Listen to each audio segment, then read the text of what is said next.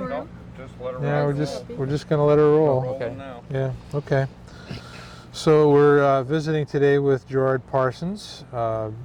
Gerard, you're sixth generation Californian. Right. Tell us a little bit about your ancestors and your childhood, if you could. Well, Jose Francisco de Ortega, who came from Mexico, and was Father Sierra's.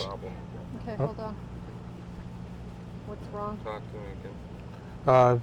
Start over again. I'm trying to Wait, hear you. he's got a sound problem. Sound check. Talk to me. Okay, Gerard. Yeah. Yeah. See if can you hear him now? Get anything? Talk to me. Okay. 1, 2, 3, 4, 5. Only getting one side. Let me change this. Okay. We're meeting with Gerard Parsons today. Gerard, tell us a little bit about where you were born, the date, and a little bit about your family. Well, I'm a sixth generation Californian, derived from Jose Francisco de Ortega, who was Portola's and Father Sierra's principal guide. He was the first European to sight San Francisco Bay. And of course, he was in San Luis Obispo, as I understand it, when the mission was formed in 1772. And I was born in San Luis Obispo and have lived there all of my life except my 2 years in the Navy in World War II.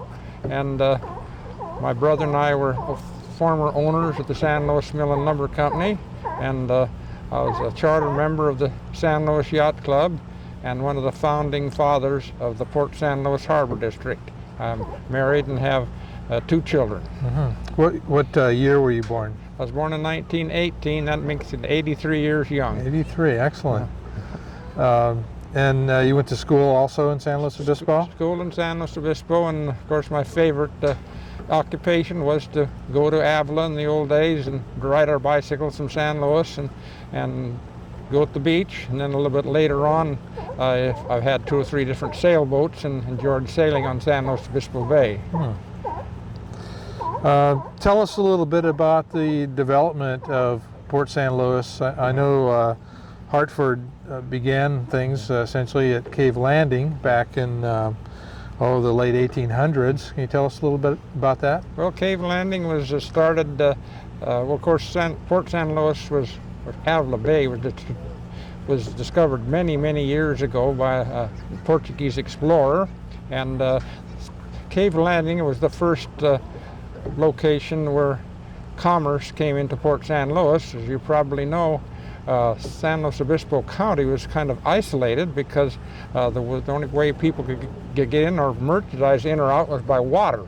And so they started by having a development at Cave Landing where everything had to come ashore on barges, and then they shipped some merchandise, hides and tallow and grain out of Cave Landing, but of course it was too small and very difficult to handle handle it 2 or 3 times. They'd have to take wagons to take to San Luis Obispo or the Santa Maria Valley. And so they moved over to Avila and established the People's Wharf, a fellow by the name of John Harford.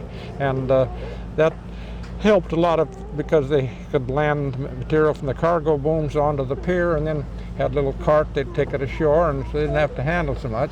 But the problem with that area was it was exposed to the southerly storms, and so John Harford purchased about 1/4 mile of waterfront from the Murray family and established a little horse-drawn railroad from Avila to Port San Luis, called Port Harford then.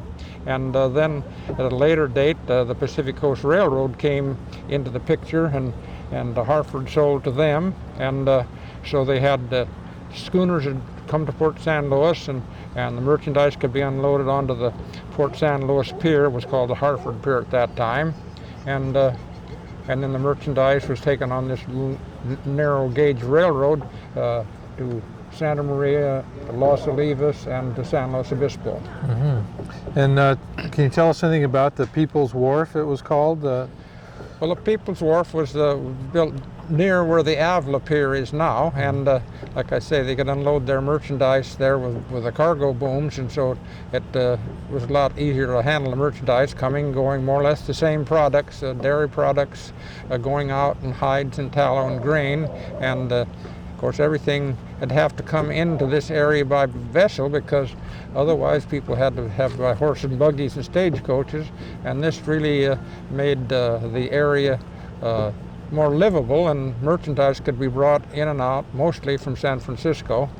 And lost my train of thought there. Okay. Well, do you know how far offshore that the People's Wharf extended? I'd say it was just about the same length as the existing Avila Pier. Oh, it was. It's pretty far out there. Yes. And so quite large ships could, well, it was just unload? it was just, of course, at that time, the first started out with the big schooners, which were sailing craft, and later steam driven vessels. And talking about Port San Luis in the future years, at one year they had over 400 vessels arrive at port and depart from Port San Luis. So it was very important to the local commerce and industries to have products and people move in and out readily. Were those primarily U.S. ships, do you know? Oh yeah, it'd be almost all. They had one old steamers called the Santa Rosa and the Santa Clara, and they were very famous ships that sailed up and down the coast. They sailed from San Francisco, stop at Monterey perhaps, and then Port San Luis and Santa Barbara, and then go to Los Angeles. So this merchandise moved by water up and down the coast. Apparently that wasn't a terribly good location though for a pier, was it? I mean, the People's Wharf? Well, the People's Wharf, we perhaps got a little bit ahead of ourselves or behind, I don't know which, but it was only in existence for a few years because Hartford was in on that, and so he determined that it couldn't be used the year round, so that's the reason he moved to the area where the existing Port San Luis Pier is now, because it was quieter water, and they could work the year round. And then when the railroad came to an existence, that really tied the whole project all together. That's the pier that's commonly called Pier 3 now? Yes, And tell us about how the railroads were developed here and how they connected the various piers. Well, the Pacific Coast Railroad was a large company, and they also had the Pacific Coast Steamship Company, so it really tied the whole thing all together. And so they had the facility here at Port San Luis, and the Santa Maria, of course, was a grain area and a lot of merchandise and vegetables and so forth. Then later on, they had an oil boom down there, and Santa Maria was a great. The Santa Maria area had very large oil development, and so the Pacific Coast Railway was the only way that the products could get in and out. And so they had tank cars, and the first tank cars were just flat cars where they put a tank on it and then hauled the oil and petroleum products to Port San Luis, and then they had some tanks up on the hill, and then when the tankers came in, they could put these petroleum products aboard the schooners going up and down the coast. And so it was very vital to the area, and it was a going concern and one of the best small railroads in the United States for quite some time. But then when the Southern Pacific Railroad came into San Luis Obispo, and they had the line completed from Los Angeles to from San Luis Obispo, back again, from Los Angeles to San Francisco, then it gradually just took all of the business away from the Pacific Coast Railroad, and the ships are too big to use the Port San Luis Pier, and so the 1940, during the war, just before the war, the Pacific Coast Railroad was the Southern Pacific.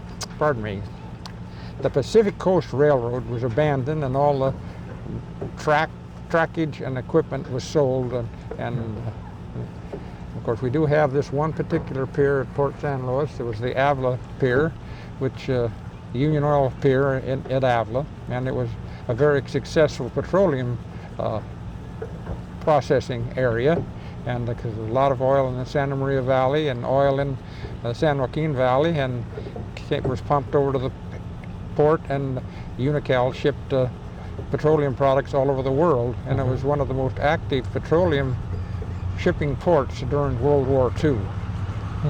the present time they have abandoned their facility, and it appears that Cal Poly University is going to take over that pier and use it for a research and maritime museum.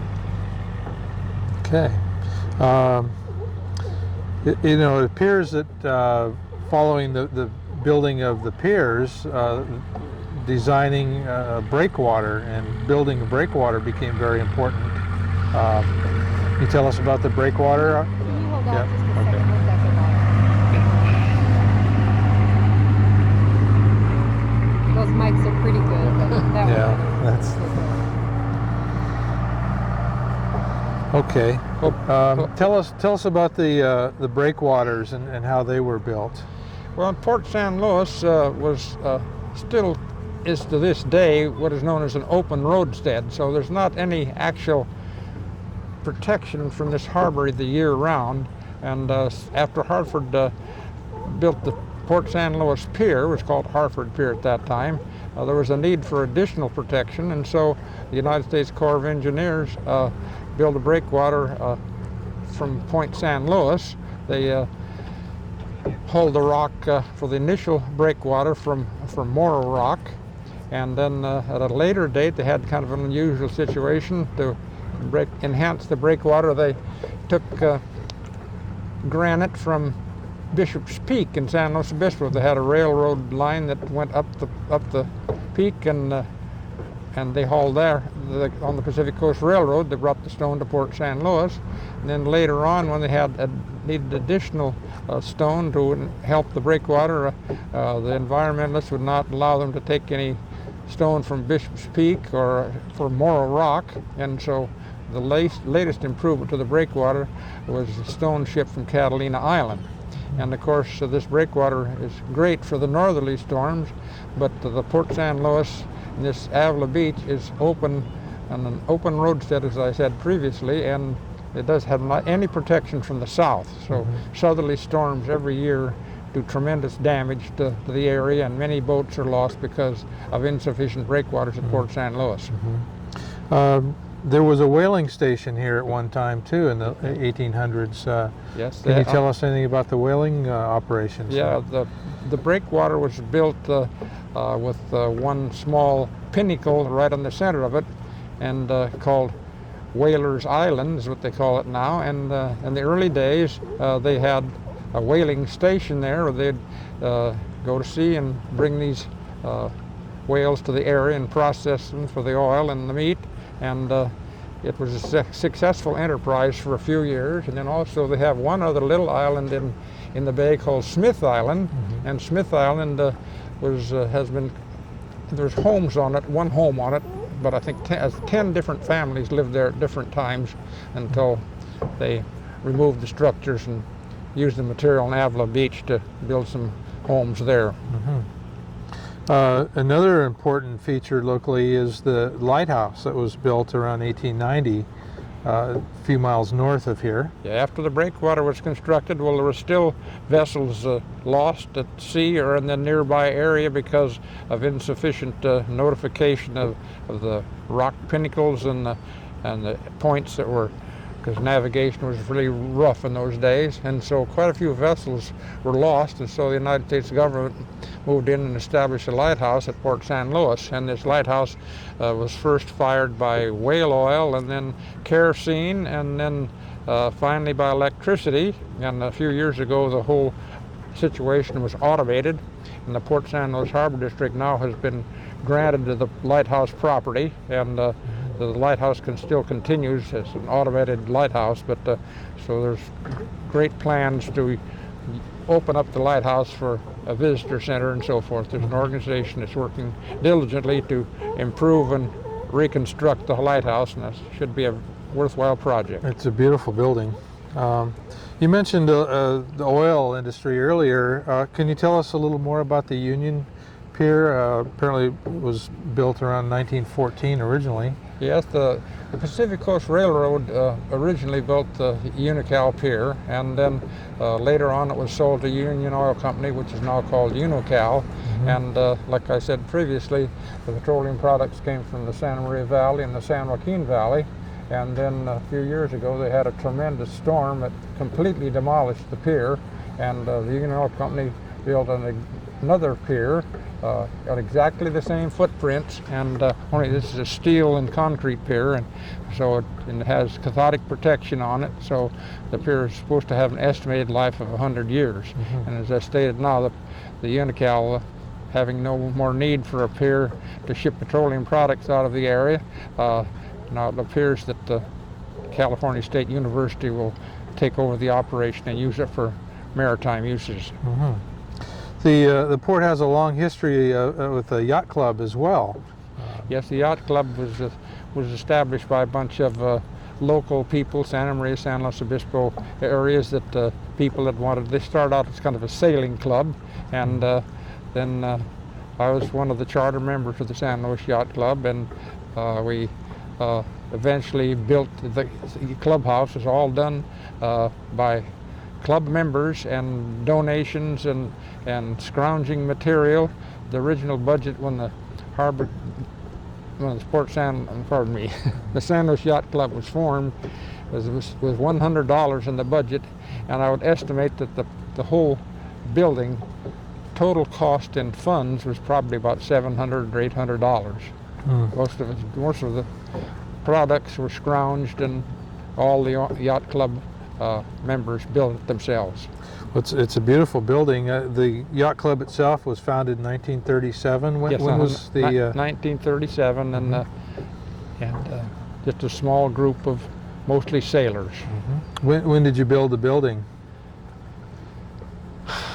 Well, it started shortly thereafter. It was built over a long period of time, but was finalized about 1940. Oh, so shortly thereafter. Yeah.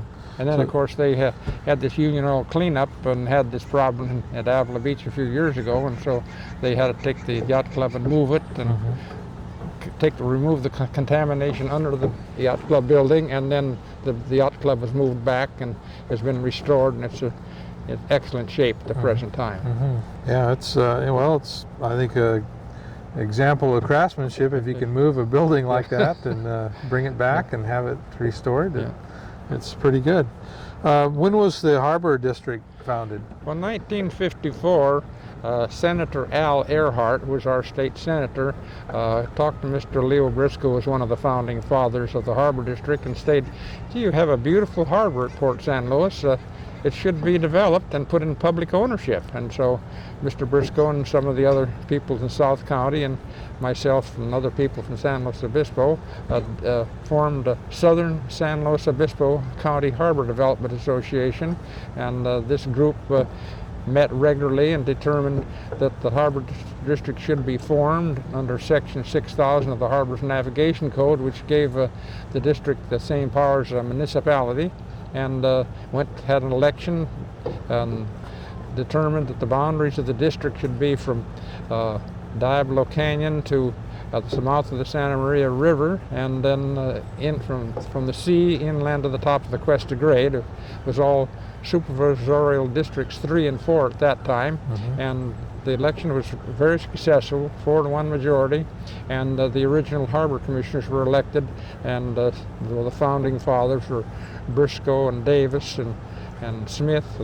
and Parsons and Kirby, and so went ahead and planned for long-range development of Port San Luis, and today there's been quite a bit of progress made, but not like was originally envisioned. Originally, of course, there was grandiose plans to have a deep draft harbor and slips and additional breakwaters, and there was a lot of problems that came on in the future. The roads and bridges are very important to the function of the port, too. Yes, we were quite fortunate when Pacific Gas and Electric Company determined they should have a nuclear electrical processing facility at Diablo Canyon. There wasn't any adequate road to Diablo Canyon or to Port San Luis. It was just the old Pacific Coast Railway, and a wooden trestle had a very limited load capacity. And so, in conjunction with Fred Kimball, who was the supervisor at that time, and and the Harbor District, and the Marays, and the Pacific Gas and Electric Company, and state and county funds, an excellent road was developed to Port San Luis, 1.25 mile of road, which is built to the highest of standards to hold 100-ton loads, and also the bridge over the mouth of San Luis Creek was built to exceedingly high standards for 100-ton loads also. So we have the best road and bridge in all of California.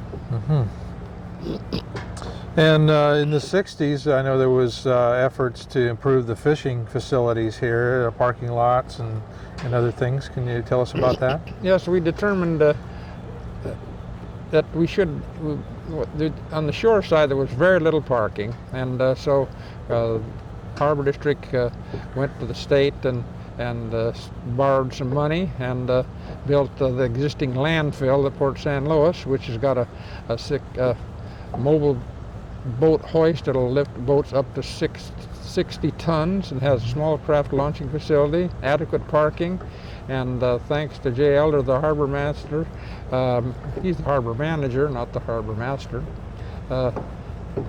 has been great at getting state loans and state grants, so the whole area has been improved to a great extent through the efforts of our Harbor Commission and under the guidance of Jay Elder, the harbor manager. He has done a good job. Yeah. And he's a young guy. Yeah. A couple of years ahead. He's a former, he's a captain's license, and he served on offshore oil vessels in the South China Sea for many years. Oh, okay. I didn't know that about him. In reading your book, which I think is very fascinating, you wrote quite a bit about the various studies that have been conducted over the years, and I would suspect that those were, very much guiding documents for the district. And well, as I stated, the original commissioners envisioned Port San Luis as being an exceedingly busy port.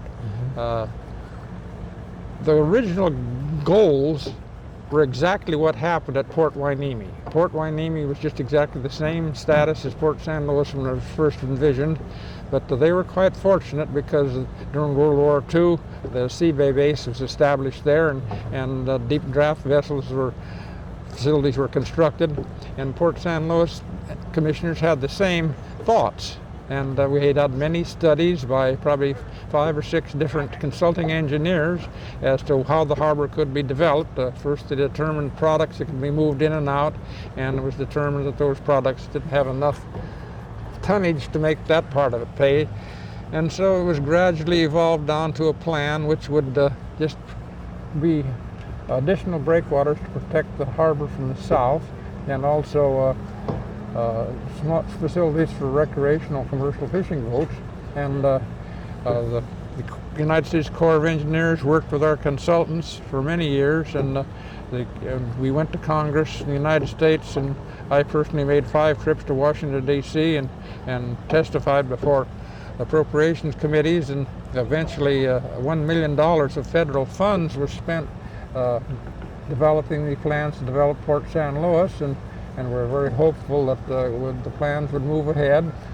The model study was made at Vicksburg, Mississippi, of many designs of the harbor, and that was finally determined that the proper construction facilities where they would be located. And we were all ready to go. We had all the proper documentation, we thought, to go ahead with the project. And then the Coastal Act was passed. And the Coastal Act nominated some coastal commissioners who were very rabid, environmentally minded people, in my opinion, and they shot the project down completely. They said we could not develop the facilities at Port San Luis. We could develop the breakwaters, but no interior facilities. Well, without the interior facilities, the project wouldn't pay its own way.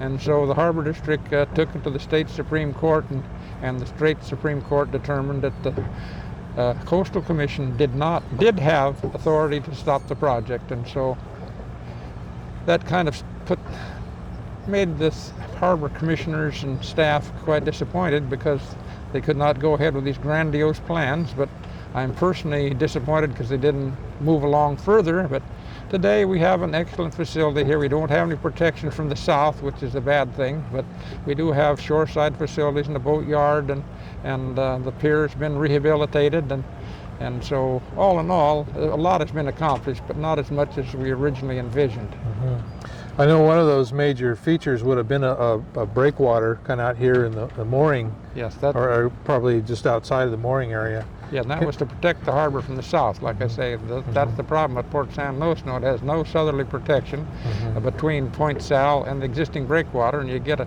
storm coming at a certain, I think it's 11 degrees. I think that the whole harbor is exposed to those waves, sometimes as high as 18 feet, and it creates a lot of damage, and I hope that someday a breakwater can be constructed to give this area southerly protection. With that protection, could slips have been built or more dockage? Yes, the Corps of Engineers had the plan designed so that there would be slips and so forth, with some moorings and some slips, and there's another thought that perhaps might take place someday. I don't know. There's another thought that perhaps they could build a real small craft harbor between the pier and the lighthouse by constructing steel piling alongside the existing pier and some additional breakwaters, and they could get about 700 small craft in there, but I don't know if they'll ever take place. They've got the Coastal Commission to still contend with. All right. So what's your vision, your personal vision for the port? Let's say that things were doable. What would you want to see happen, say, in the next 40, 50 years? Well, like I said, the important thing is a breakwater to protect from the southerly storms. Even if they didn't have any slips or anything, it would be a great benefit, because many vessels are lost every year, and then it's caused a lot of damage to the piers, like the Unical Pier, how it was completely destroyed by a storm. That just shows how violent these storms can be. And of course, my personal vision, and I think the vision of the existing harbor board and the harbor manager, is to construct additional facilities, and especially a breakwater if possible, for future years. And tourism is very important to our county economy. How do you see the future of tourism at Port San Luis? Of course, I've always had a dream about Port San Luis, about having cruise ships coming here. Some of the harbor commissioners at the present time don't feel that way, but I think with Hearst Castle and all the wineries, I envisioned that if some facilities were constructed so cruise ships could come in here, they could probably arrive one cruise ship every month, and they could have cruise ships go up and down the coast, go from San Francisco to Monterey, Port San Luis, Santa Barbara, Catalina Island, and Los Angeles, and just continually move up and down the coast. And I think that would be a great boost for tourism, and it wouldn't create any difficulties for the port facilities. It's just to get facilities to anchor or moor off, or at another pier to have cruise ships come in. I think it'd be a worthwhile venture. How about other infrastructure changes, hotels, or would you foresee? Well, of course, the Harbor District has owned what we call the 26-acre parcels up by the Diablo Canyon entrance, and the Harbor District purchased that land for $500,000, and I think it was a great investment, but I've been a little disappointed. It's been over 20 years since we acquired the land, and still, because of bureaucratic problems and so forth, we've not been able to develop it, but I think that'd make an ideal site for hotel and some restaurants and things like that. That's one thing it's needed in the area. I think that will help the Harbor District because of the state's financial problems. Port San Luis funds have been decreased greatly, and I think it would be a worthwhile venture to get additional income for the Harbor District by having a hotel and perhaps some mobile home sites and so forth on the 26-acre parcel.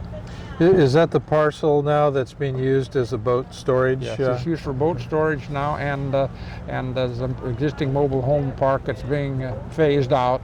And of course, if this area is developed, there's still plans to have area for boat storage and so forth, and boat-related uses for that particular parcel. Yeah.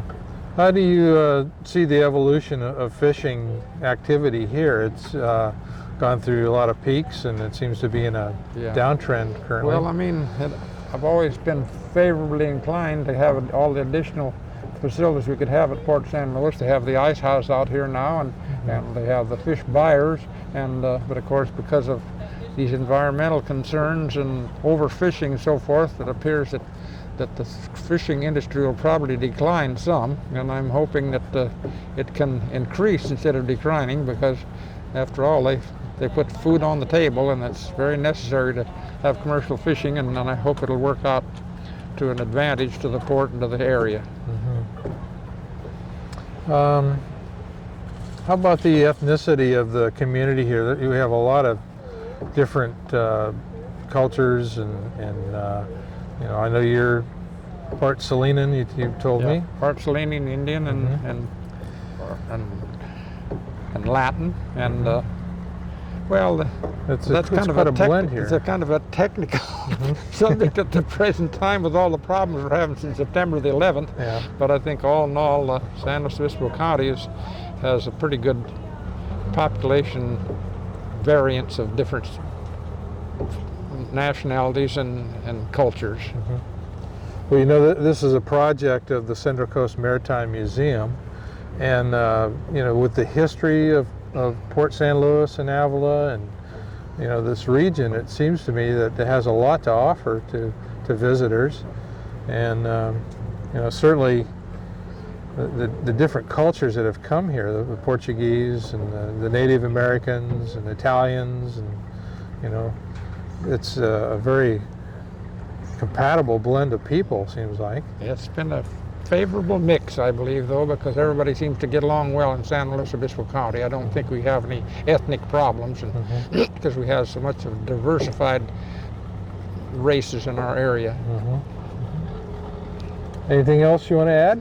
No, that's all. I'm just, so I say people should support the Harbor District and the Harbor Commissioners, and see if some way we can get additional breakwaters constructed at Port San Luis. That's the important thing, because without the breakwaters, they're going to have tremendous losses every year, and I'm hopeful that Mr. Elder thinks he's got excellent rapport with the Coastal Commission, even though I'm kind of disenchanted with them. But maybe in the future something can be worked out to do all of these projects and get the. I could say something about Republicans and Democrats, but I won't. So, very diplomatic. How about Monica? You have any further questions? I was wondering, in the early years when you were first on the port commission, as a port commissioner, were there particular projects that you were most involved with, that you had a hand in helping to develop some of these facilities, or some particular aspects of the way that the harbor was developed? Well, before I get on to that, I'd like to bring one other subject up, is Mr. L.A. Briscoe, who was our president for many years, and he was a contractor in Arroyo Grande, and according to the Harbor's Navigation Code, Mr. Briscoe could not sell anything to the Harbor District, and he could not lease anything to the Harbor District. But Mr. Briscoe was a grand old man.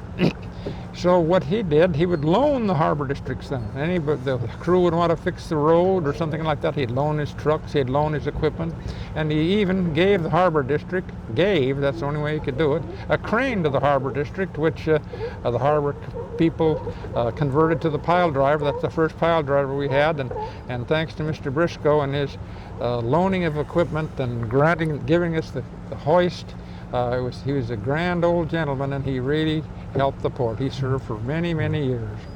And the subject you wanted me to talk about was my particular project. Well, when you first became a commissioner, which particular Well, of course, projects my were goal you was, involved like I stated previously, was to see a grandiose port. I mean, the original Harbor Commissioner got one nickel salary. I mean, we worked for free. And the only thing we had was our expenses. When we went to Washington for asking for funds and so forth, we got our expenses paid, and that's all. Later on, well, of course, now the Harbor Commissioners get funds, and it kind of helps them do their work. But so my goal was, of course, to see the grandiose plan developed, and like I said previously, I was kind of disappointed because it never happened. But we do have over 300 vessels in the harbor now, and we have the rehabilitated Port San Luis Pier, and we have a ice house on the pier. We have fish buyers, and we've got a dock out here where people can work on their vessels, and on the shore side we built that 4.5 acres. We have additional parking, and we have a small boat launching facility, and we have a 60-ton mobile boat hoist, and so we have a do-it-yourself boat yard so people can come in and work on their own boats, which is kind of unusual. For most harbors charge people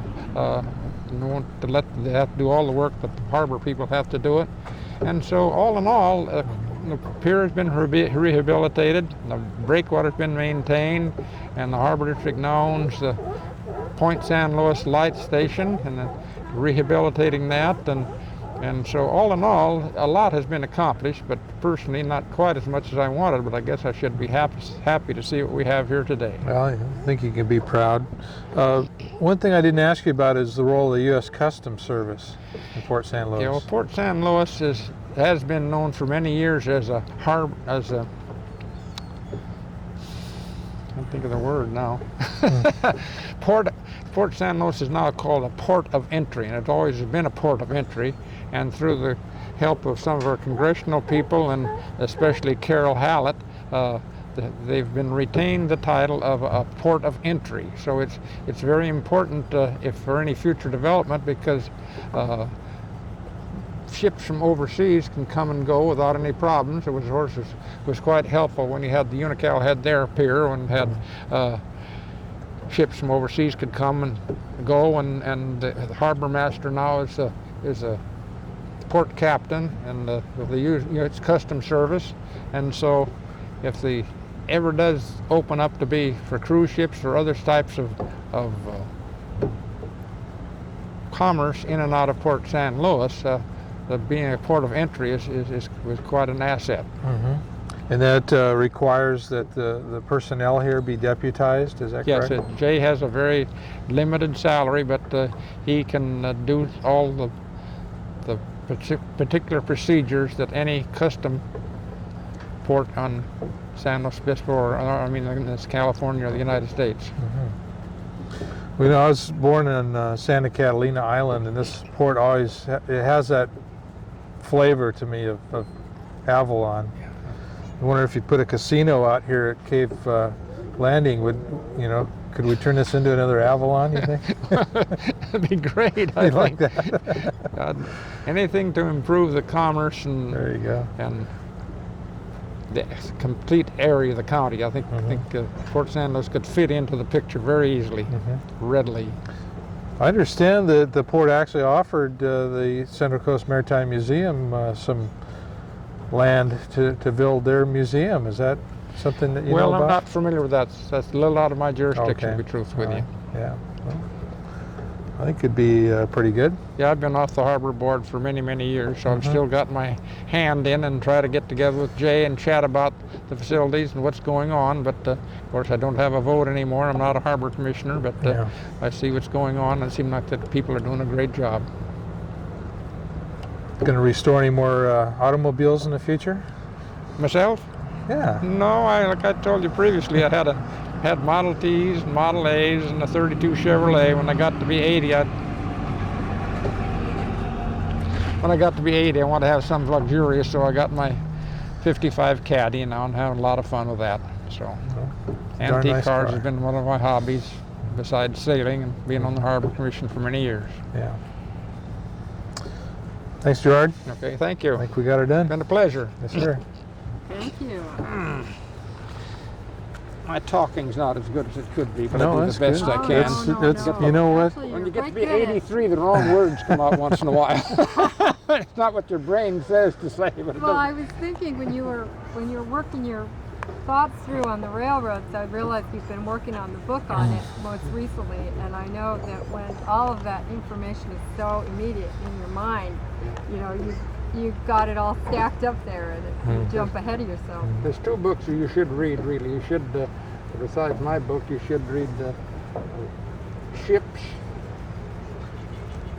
and Narrow Gauge Rails Oh yeah. by Gerald Best. It's out of print now, but you can get it's at the library. And if you can't get one there, I can loan you my copy. Okay.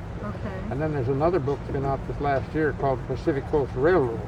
And it's an excellent book. It has many hundreds of pictures in it, and it's very well done. So those two things, of course, I like the last one, the Pacific Coast Railroad, because they quoted me in it 7 times.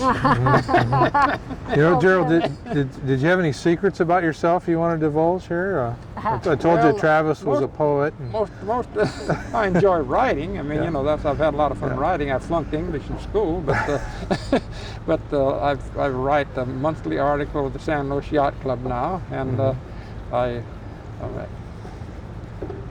secretary of the Antique Automobile Club.